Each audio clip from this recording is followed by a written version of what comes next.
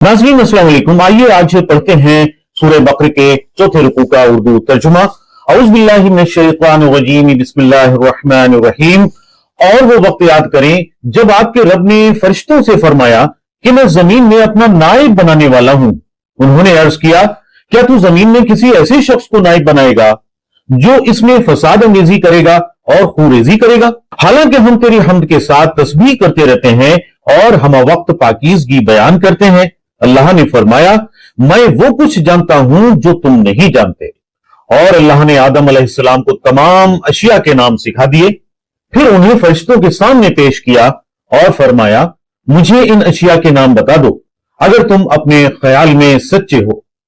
फरिश्तों ने अर्ज किया, तेरी जात हर नुक्स से पाक है, हमें कुछ इल्म नहीं मगर इस कद्र जो तूने हमें सिखाया है। बेशक तू ही सब कुछ जानने वाला हिकमत वाला है। अल्लाह ने फरमाया, ऐ आदम, अब तुम इन्हें इन अशिया के नामों से आगाह करो। बस जब आदम अलैहिस्सलाम ने इन्हें इन अशिया के नामों से आगाह किया तो अल्लाह ने फरमाया, क्या मैंने तुमसे नहीं कहा था कि मैं आसमानों और जमीन की सब मख्फी हकीकतों को जानता हूं और वो भी जानता हूं जो तुम जाहिर करते हो और जो तुम छुपाते हो। और वो वक्त भी याद करें जब हमने फरिश्तों से फरमाया कि आदम अलैहिस्सलाम को सजदा करो तो सबने सजदा किया सिवाय इब्लीस के। उसने इनकार और तकब्बुर किया और नतीजतन काफिरों में से हो गया। और हमने हुक्म दिया, ए आदम, तुम और तुम्हारी बीवी इस जन्नत में रिहाइश रखो और तुम दोनों इसमें से जो चाहो जहां से चाहो खाओ, मगर उस दरख्त के करीब न जाना वरना हद से बढ़ने वालों में शामिल हो जाओगे।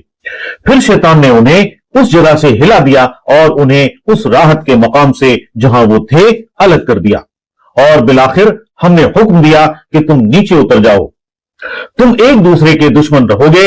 अब तुम्हारे लिए जमीन में ही मुअय्यना मुद्दत तक जाए करार है और नफा उठाना मुकद्दर कर दिया गया है।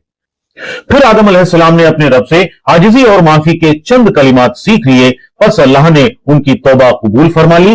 बेशक वही बहुत तौबा कबूल फरमाने वाला मेहरबान है। हमने फरमाया, तुम सब जन्नत से उतर जाओ, फिर अगर तुम्हारे पास मेरी तरफ से कोई हिदायत पहुंचे तो जो भी मेरी हिदायत की पैरवी करेगा न उन पर कोई खौफ तारी होगा और न वो गमगीन होंगे।